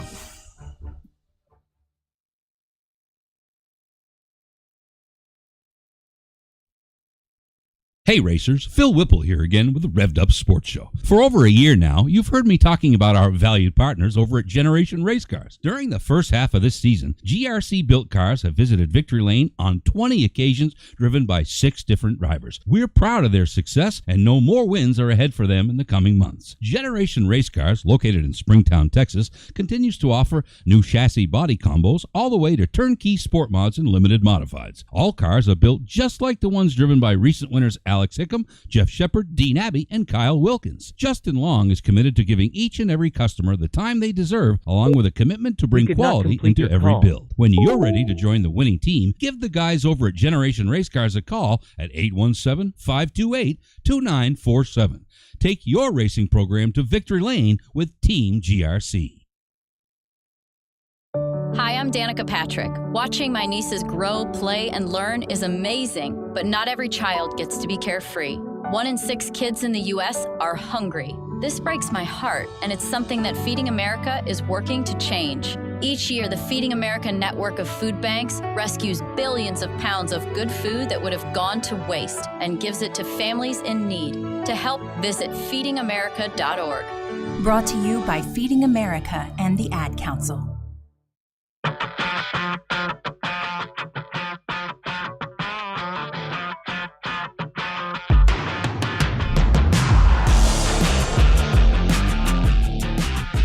All right, back here live on a Monday evening bonus segment coming up as we go a little bit past the top of the hour here, 8 p.m. Central Time. Shit happens. But we had great conversation tonight. I have no problem when the show runs over. We had great conversation from everybody we've had tonight, especially the gentleman Shane Abear. Really good insight, man. He's not only he's a good dude like Howard, but he got some damn good insight too in this sport. Yeah, really good right there. I had no idea, talking to Shane how long he had been doing this. I thought he was a kind of a newer guy, but man, he has done this a long time. And winning that race, he took a lot of pride in winning that race. That right there was really cool to win the Howard Willis Living Legend Memorial. That's pretty badass. Yeah, the belt though, that was really cool. That's the only thing that I can think that would not be that's only be a little bit better than the 317 awards. You imagine a 10-foot tall Howard Willis trophy or whatever. That'd have been cool. But that belt is fitting. I wonder if Howard signed the front of the belt. Oh man, that'd be the best part. And I did like what they did right there at the end of that race when they came in and they were all sitting. I was like, where are the cars at? Where are the cars at? And they sat there. And they all parked right behind him. I mean, that's one of those things, we talk about, all the cool stuff that happens. But, I mean, they sat and waited and just watched. And I bet that was a surprise to Howard. Hanging out together. I bet they didn't tell Howard that. I bet they told Howard, you're going to hang out with the winner at your race. And then I bet they didn't tell Howard they were going to bring out everybody else and take a group picture. Yeah, no doubt. I'm assuming that's what happened right there. But the man right there, Howard Willis, the man, the myth, the legend, 23. Damn it, I was going to wear my shirt. All right. Hotline. Oh, yeah, I forgot. Hotline, final time tonight. Let's dive in here, talking to one of our dudes right here. Man, we got a big one coming up. In a couple of weeks, rescheduled. We'll get to that in a minute, but we welcome in for the first time on Revved Up our man Colin Bell, fellow announcer. Colin, how we doing, brother? You off the soccer field, my man? Are you panting? Is it hot out there, my man?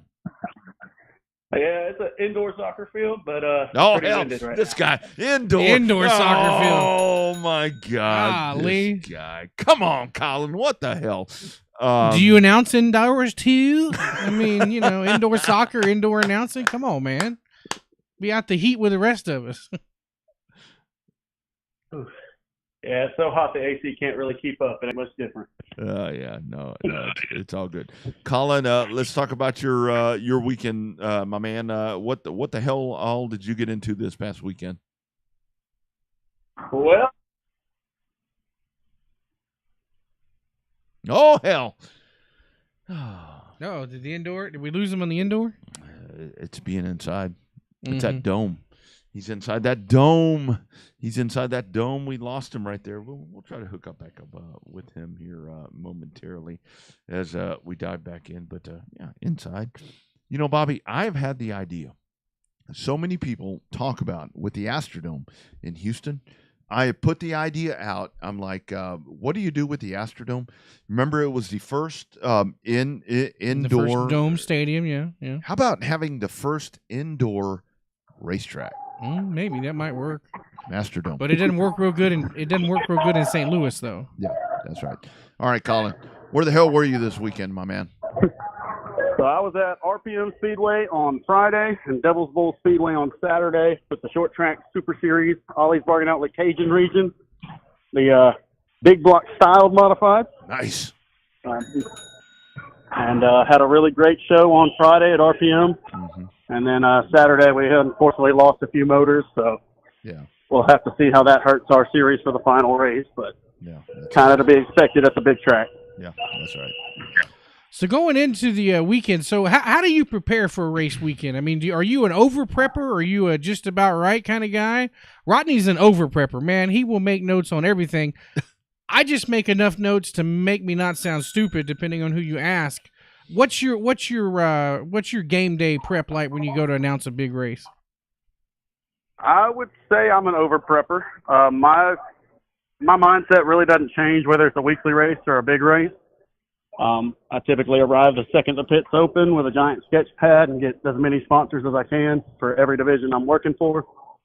So Friday, I've already got my list of all my short track Super Series guys. So and pretty much know those all by heart. Don't really need the sheet at this point, but I worked with the American Crate Late Models on Friday also, so a little bit of work for them. I kind of knew a few of those guys already, but always write those down just in case, because my main priority as an announcer is to get out as many sponsors for these drivers as I can and try to highlight every car I can on the track and not just the ones up front. Yeah. Isn't that the main thing, Colin?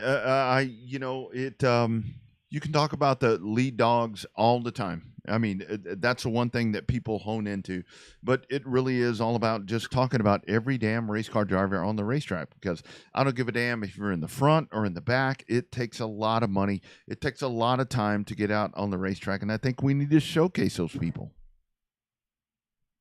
Absolutely. And like I said on my podcast with Chris David for Race on Texas, the 13th place car out there, if his sponsors aren't getting recognized, then he might not get those sponsors the next season and might not be able to race. That's right. The guys running up front are typically going to have good enough funding where the sponsors are going to be seen by the cars running out front anyway. Mm-hmm. But I think every bit of exposure that you can give all the people that support dirt track racing, the better. I try to eliminate any dead air. So any chance there is to plug someone else's sponsor or promote the track and upcoming events, I try to do so. Mm-hmm. So talk about, we have this discussion, we have different announcers on, in terms of how hard it is. I don't think people understand how hard it is to do both. When you're trying to talk to your fans in front of you, and you're trying to talk to the fans on Race on Texas or whatever streamer you're working with, that it is more of a balance than what people think, because you want to do the replay, right, for the people live on Race on Texas, but you have to be mindful that the people that are sitting in the grandstands, they don't have a replay to look at. How hard is that for you to try to balance between the two? Because occasionally for me, where I'm at, I may not have a video replay, so I don't even know when they're going to do the replay on Race on Texas. Yeah, it kind of just depends on what track I'm at. So, for example, at Heart of Texas, there was one night that I did have the little monitor that showed me the replay. But other nights I haven't had that. And then at Arklatex, I've never had that monitor. So I kind of just roll with the flow over there. But also, it's different than it was for me in the past. I've only been doing this 2 years, but KR put a really, really good sound system in at Arklatex. So typically in the past, once racing was going, I would assume, the fans in the stands can't really hear me. Yeah. And I'd shift more towards the viewership, the streaming audience. But now with those great speakers, I'm really announcing to both audiences the whole time. Mm-hmm. Yeah, no, that's important. I mean, that's a big shift right there. I talk about that all the time.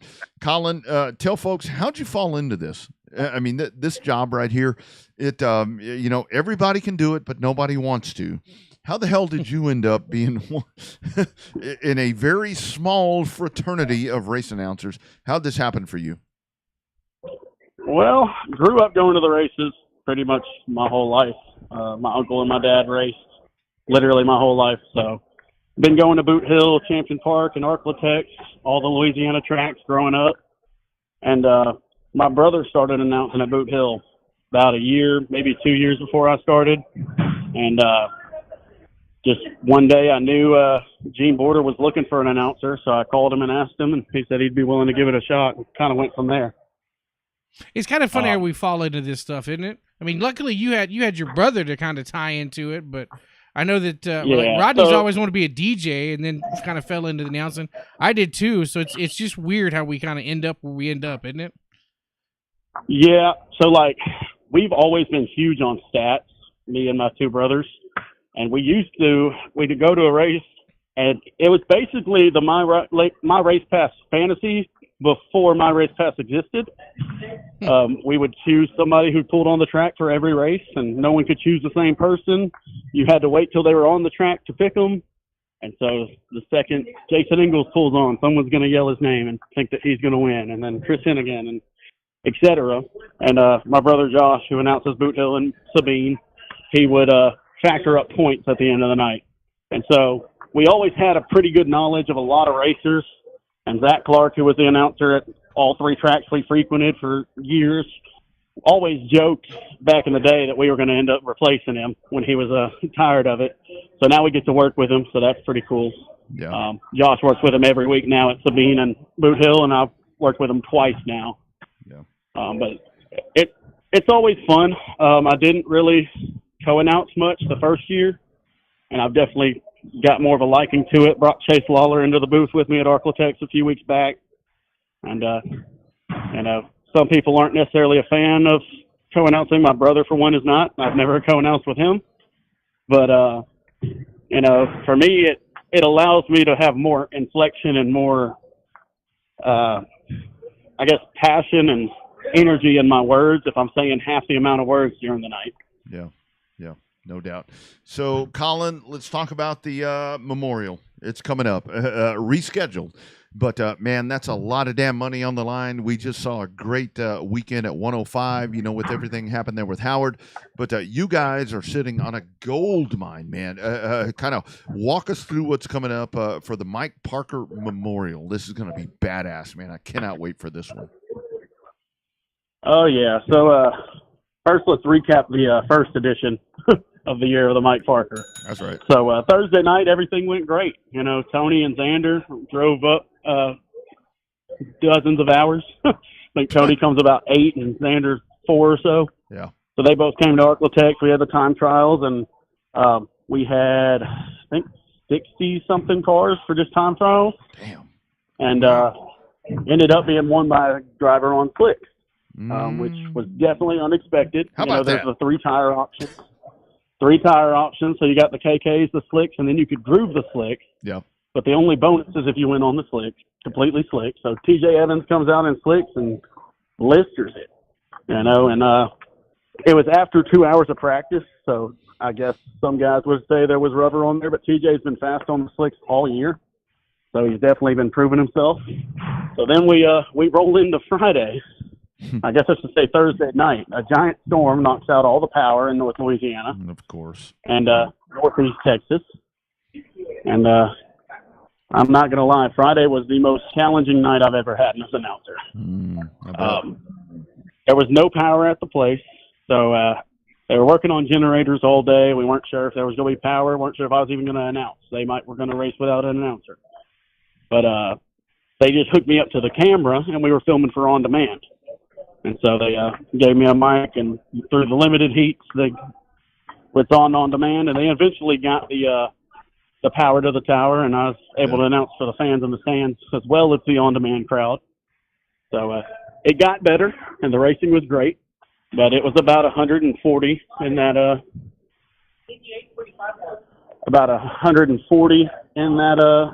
tower. Damn. So yeah, had a towel over my head, and my scores at Arklatex are great. Yeah. And I need to say that firstly. Yeah. But with so much going on, they didn't get me the lineups for those limited heats. And we had 50 limited. Jeez. So we had 5 heats of 10 cars each. And luckily, I just happened to know all of them but one.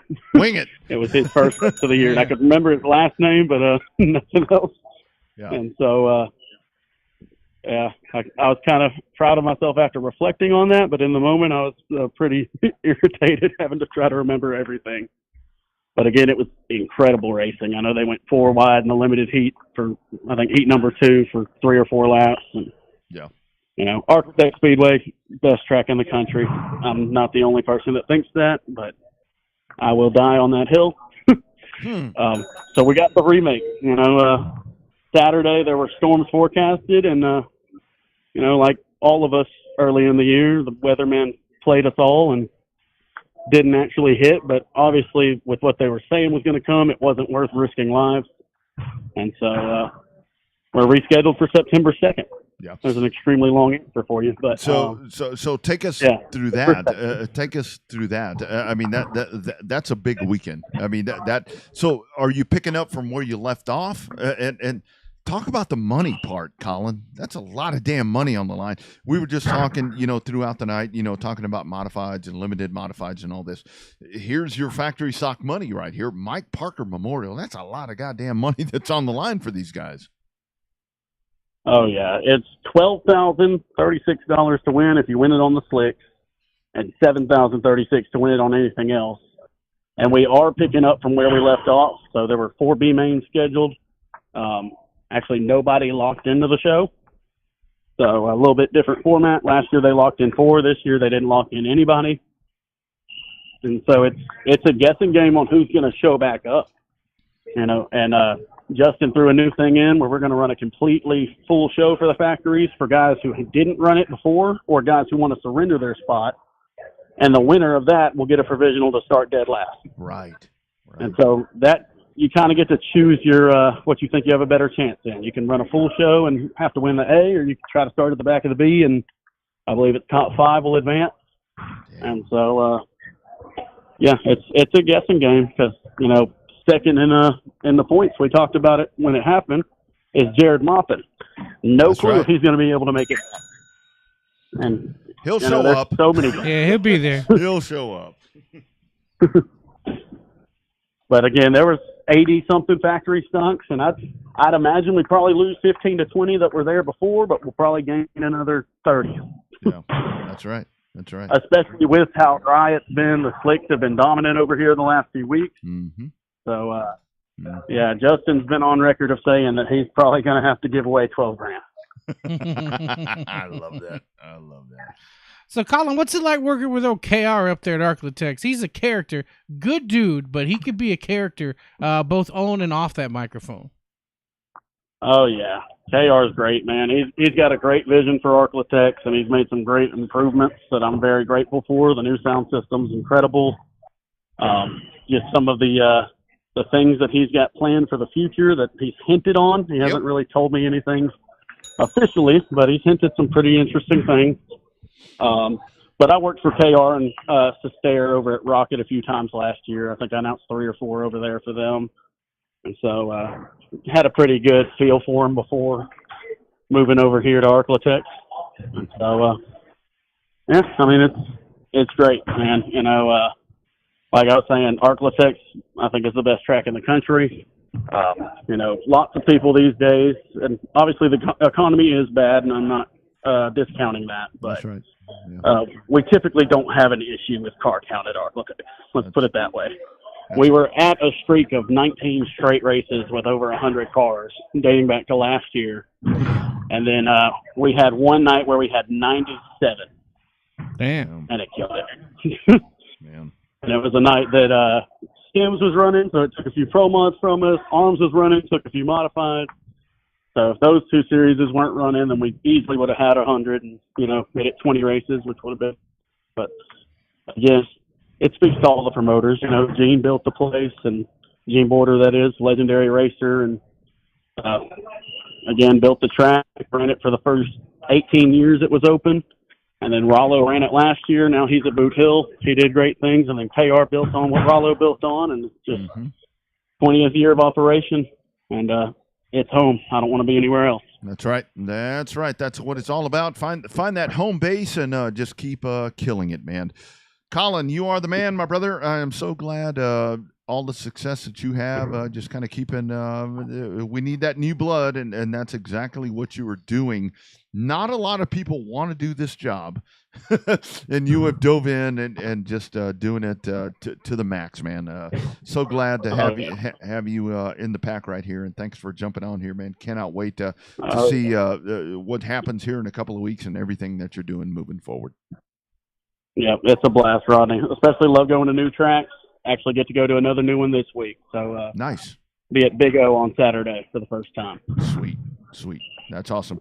Keep doing it, my brother, and thank you for jumping on here, and we cannot wait for that. That's going to be a hell of a race coming up here in a couple of weeks, dude. Keep us posted how we can help you guys. Absolutely. Make that drive up, Rob. Right on, man. Right on. All right, dude. Take care. All right. Be well. There he goes, Colin Bell. And that, you know, when folks talk about, you know, race announcing and all this stuff, it's like we need guys like Colin Bell that want to dive in and do this shit. It's like, that's easy. It's easy. At some point, we're going to retire, although we keep talking about it, and I tried it for half a season, and it didn't work all that well. It's easy, but the whole thing is, like with what I'm so impressed with him, and, you know, having done a couple of shows with him, the dude sells out. I mean, he is all into this shit, and that's kind of the way you need to do this. I mean, you can half-ass into this, and again, not talking bad about anybody, but this dude dives in. I mean, when you were talking to him about being prepared and everything, I mean, if you know you're going to X Track this week, kind of be ready to discuss whatever. And Colin is so fucking on top of things. It's like he comes up to me and he's like, "Did you know this?" I'm like, "No, I didn't." Yeah, no. And I thought I knew everything, but that's all right. New kids on the block, teaching the old dogs how to do it the right way. Yeah, right. Teaching this old folk how to do it right. Yep. Do want to before we get out of here, and we're extended tonight, and thank you all for being a part of this. Asphalt. Jake Garcia winning at Cordele, a big win right there for the ASA Southern Super Series. Over Jake Finch, Gio Ruggiero. Man, I thought Stephen Nassy, who hadn't been a part of a lot of those races, I thought Nassy was going to win that, but he kind of falls off right there at the end. But there you go, right there. When you talk about the young blood coming in and doing things right there, Nassy being fourth and Michael Hind, I mean, that top five is full of new blood. And that's, Bubba, he didn't have a good night, but damn. Times are changing. Yeah, but he's set on that ASA points. I mean, minus the whole time Majeski going to win it by default. But well, and I think the whole thing for Bubba, I mean, I think what he's kind of honed in on here at this point is he wants to win both of them. I mean, because with SRL, and what I love about Ricky does with SRL and all those guys, I mean, the whole SRL thing is it's more about money. It's not about points. It's about money won. And I kind of like that concept. To be a national champion, it's about winning the most money. And Bubba's going to win the SRL, I think. I think they got a big one coming up on Thursday, and that'll be fun to watch on pitroadtv.com with my man Tony Stevens, who I talked to today. So looking forward to that. But hey, I mean, they're getting after it. Cars Tour. My heart is broken. My little heart was broken for my man Caden Honeycutt. 4 laps. 4 laps, dude. From the fucking finish. Damn it. $30,000 down the drain. Yeah, that was not a good finish. Or a fortunate end to a relatively good race. Well, that the team had. So well, and the whole thing came from the back 2 times. But I think the other thing, when you look at that, the heartbreak there for Caden is Landon Huffman had been on a long dry streak. That team needed to win, and they did, and that's good for that. But the Cars Tour continuing to do cool things, and I'm starting to see as much as the sport changes, I'm starting to see a lot of folks frown upon the Cars Tour with what they're doing, and it's like it's working. Yeah, I mean, what they have, on a Friday night, would they have 30 cars? Yeah, at least. Yeah, jam-packed stands. People are showing up, and they want to be a part of that. And the whole thing is, Bobby, it's like, well, Junior's involved, and Kevin Harvick. And, but they're not. But they're not showing up to the track. Not a lot. Yeah, they don't. They don't actively show up and promote that they're there. It's still our friend Keeley.